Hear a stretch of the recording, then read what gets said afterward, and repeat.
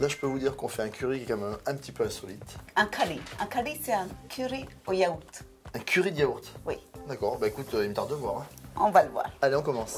Est-ce que tu pourrais m'écraser un piment vert et ce bout de gingembre, s'il te plaît? Là, je fais ça, là? Oui. Comme ça? Oui. Ok. J'y vais comme un sauvage. Tu vas comme un sauvage.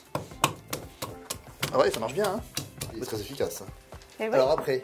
Alors, tu peux le mettre dans ce saladier. Donc là, je vide le gingembre haché, le piment. On va ajouter le yaourt nature, Ok. De l'eau?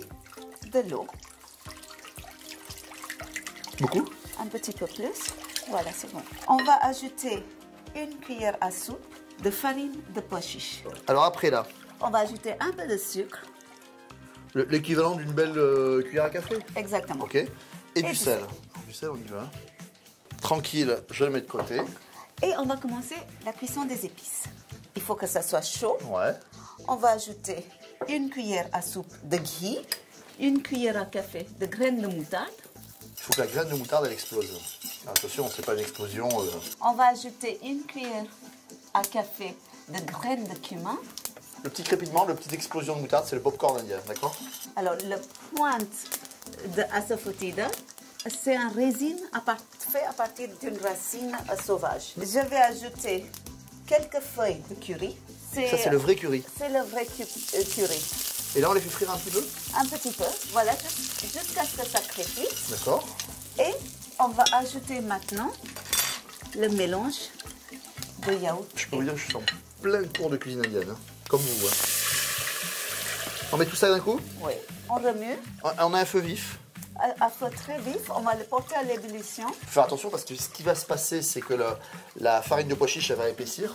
Il faut pas que ça accroche. Donc je suis dessus un petit peu comme une crème anglaise là. Voilà. Hein? Et pour la couleur, je vais ajouter une demi-cuillère à café de curcuma. Que serait la cuisine indienne Sans le curcuma? Et là, tu vois, même déjà, là, au niveau consistance, je sens que ça devient un petit peu Ça, c'est crème bien. anglaise, là. Tu vois? Voilà. Il ne faut pas que ça soit très épais. C'est beau, hein? Il faut juste que ça cuise un peu. Alors là, c'est parfait. On est à la bonne consistance. C'est fait.